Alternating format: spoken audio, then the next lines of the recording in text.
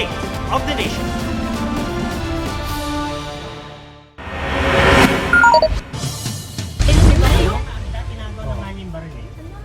Biglang bumunot ng barilang naka-hoodie na rider na yan habang hatak-hatak ang helmet ng nakaalitan niyang motorcycle taxi rider.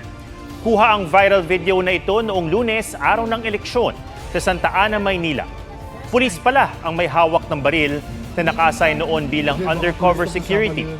Dumating ang iba pang naka-uniformeng pulis at pinusasan ang rider. Ayon sa Manila Police District, nagugat ang away kalsada ng pilit umanong pinapausad ng rider ang pulis kahit na may truck sa unahan. Ipinagtanggol ng MPD ang pag-aresto ng naka-uniformeng pulis sa rider. Pero pinaiimbestigahan na rin ng PNP chief ang insidenteng yan. Nagsuko na ng baril ang pulis na naka-restrictive custody at naharap sa reklamong administratibo. Mahigit kalahating araw nang naapula sa Batangas ang sunog sa isang bodega ng imbakan ng mga fiber optic cable. Yan at iba pang sunog sa report ni Bernadette Reyes.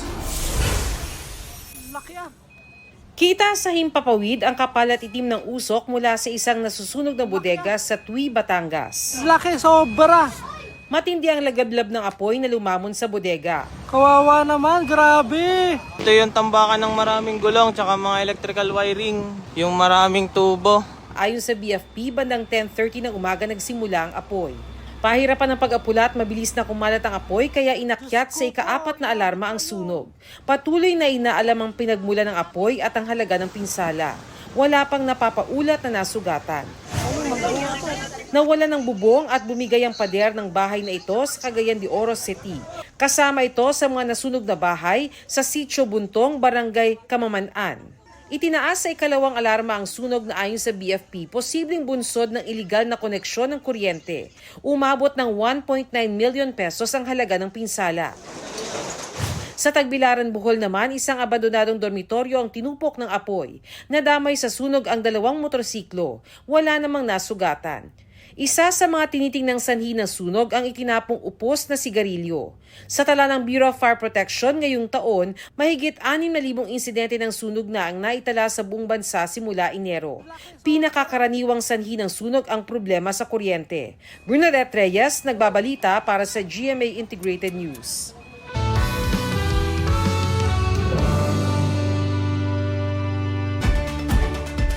Naproklamang mayor ng Pagsanahan, Laguna si E.R. Ejercito. Yan ay kahit sentensyado siya ng perpetual disqualification ng Sandigan Bayan sa kasong graft. Ibig sabihin, bawal siyang magkaroon ng pwesto sa gobyerno matapos natulang guilty sa iligal na paggawad ng kontrata para sa insurance ng mga bangkero at turista sa tanyag na rapids ng Pagsanahan. May parusa rin siyang kulong na mula 6 hanggang 8 taon. Sabi ni Ejercito, hindi pa tapos ang laban nila sa Korte Suprema. Ayon din kay Comelec Chairman George Garcia, maaari pang umapila si Ejercito sa SC. Sa bayan naman ng President Rojas sa Capiz, naproklama rin si re-electionist Mayor Reliste Escolin. May petisyon kasi para ikansila ang pagtakbo ni Escolin dahil nakakatatlong termino na siya. Pero giit ni Escolin, hindi dapat mabilang ang kanyang ikatlong termino kung saan sinuspindi siya ng ombudsman dahil sa kasong simpleng misconduct. Ayon sa Comelec Capiz, mananatiling alkalde si Escolin habang wala pang desisyon.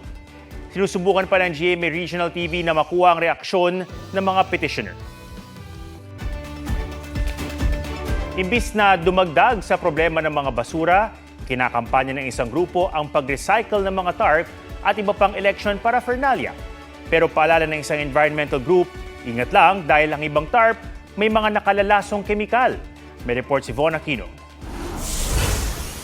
Tapos na ang eleksyon pero sa iba't ibang lugar sa Quezon City, marami pa ring nakasabit na campaign materials tulad ng mga tarpaulin. Ayon sa Task Force Baklas ng Comelec, mahigit 600,000 campaign tarpaulins na ang nababaklas nila nationwide as of May 10. Hindi pa kasama ang mga tarpulinong eleksyon at mga tarpulin na binaklas ng mga LGU matapos ang eleksyon. Ang Comelec at Eco Waste Coalition nagtutulungan para sa disposal ng mga tarpulin. Ang grupong Kids Who Farm na nagsusulong ng sustainable food system sa mga komunidad, nire-repurpose sa mga tarpulin para maging paso na kung tawagin ay tar pots. Hindi na kailangang i-cut, so ready na siya. Ang ginagawa na lang namin, stapler na lang sa side and then you fold it. Yan, may tarpat ka na. Gumawa rin sila ng instructional video sa social media para maituro ito sa lahat. Nakipag-partner din sila sa Association of Tulungatong Innovative Women Agripreneur ng Zamboanga City para gumawa ng mga bags gamit ang mga tarpaulin at vertical planters.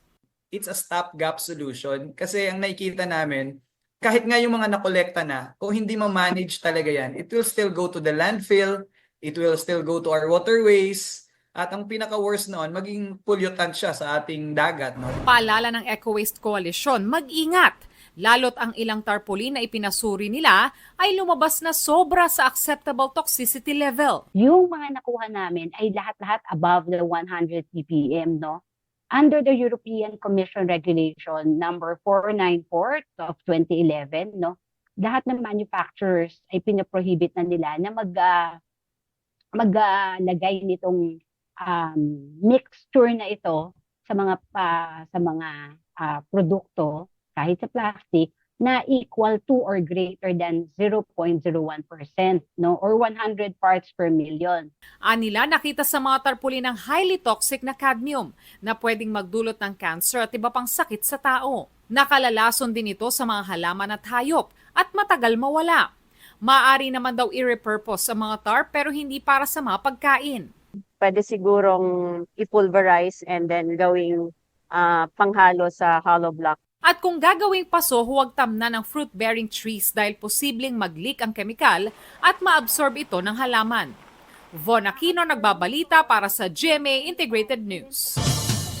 Mula botohan hanggang bilangan at proklamasyon, tinutukan ng mga kapuso ang pinakamalawak at pinagkakatiwalaang 2025 election coverage, ang Eleksyon 2025 ng GMA Network. On-air at online, Eleksyon 2025, ang pinakasinubaybayan mula May 12 hanggang May 13. Narito ang report.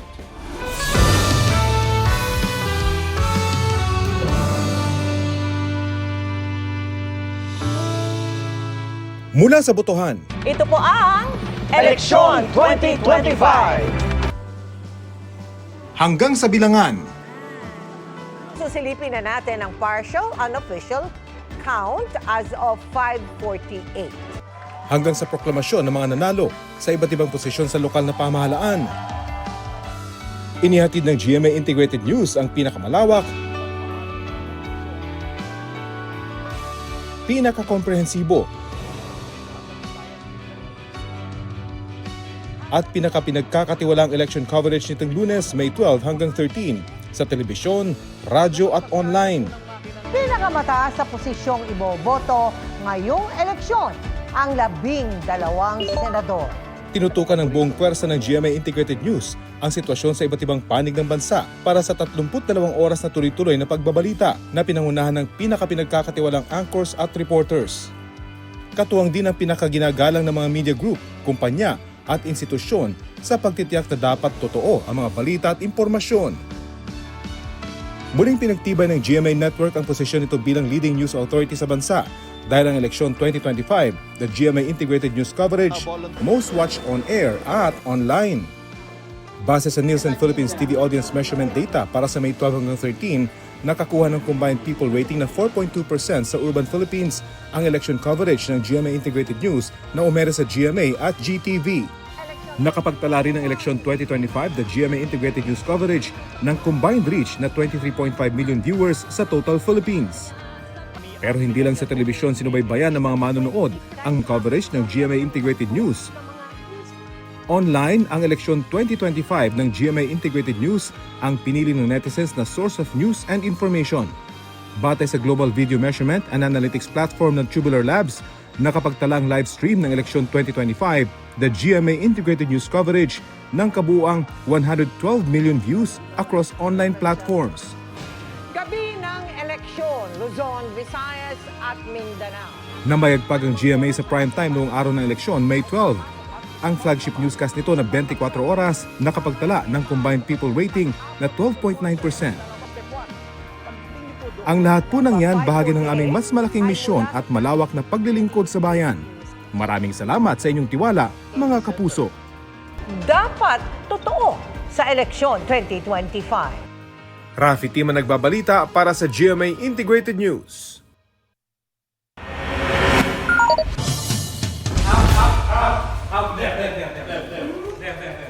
Nabistong nagtago sa kabinet ang mga Chinong ito sa isang bahay sa Bataan. Kabilang ito sa 3 ni-raid na bahay na umano'y ginawang small-scale scam hub para sa love scams, investment scam at iba pang uri ng panloloko. Naresto ang 10 Chinese nationals na ayon sa NBI ay galing sa mga malalaking pogo na nabuwag noon ng PAOK. Kumpiskado rin ang gamit daw nilang satellite internet systems para di gumamit ng lokal na telco at para di matrace ang kanilang operasyon. Walang pahayag ang mga naarestong Chino na maharap sa reklamo.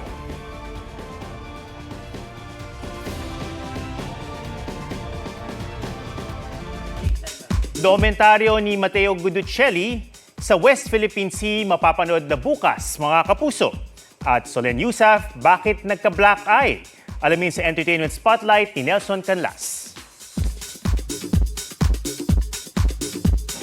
So it's the before and after makeup.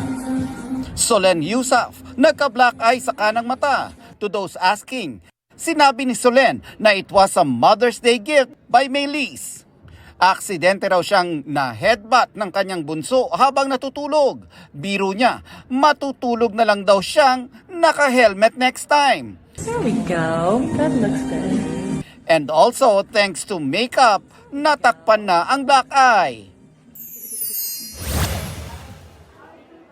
Proud boyfriend si Ruru Madrid na nag-fanboy kay Bianca Umali. Nirepost niya via IG story ang 6-panel collage ng GMA Encantadia page featuring ang Sangre Terra look ng girlfriend. Nag-comment pa siya na jowa ko yan and a heart emoji. We're gonna be walking around Pag-asa. Makikita po natin ang main airstrip doon at makausap din natin ating mga iba't ibang mga tropa na station po sila doon. Actor-host Matteo Guiducelli na isa ring reservist ng AFP, lumipad pa West Philippine Sea para sa dokumentaryong Philippine Defenders. Here right behind me, magbibilang po natin ang iba't ibang mga ships sa likod ko. These ships are all Chinese vessels, no? Kamusta ang kanibuhi dre? Okay naman? Okay naman sir. Ang buong kwento abangan sa Philippine Defenders bukas 3:15 p.m. sa GMA. Inaresto ng British Police si American singer Chris Brown dahil umano sa pananakit sa isang nightclub sa London noong 2023. Nakatakda siyang humarap sa korte. Wala pang komento mula sa kampo ni Brown. Nelson Canlas nagbabalita para sa GMA Integrated News. Yan po ang State of the Nation para sa mas malaking misyon at para sa mas malawak na paglilingkod sa bayan. Ako si Ato Maraulio mula sa GMA Integrated News, ang News Authority ng Pilipino. Huwag magpahuli sa mga balitang dapat niyong malaman. Mag-subscribe na sa GMA Integrated News sa YouTube.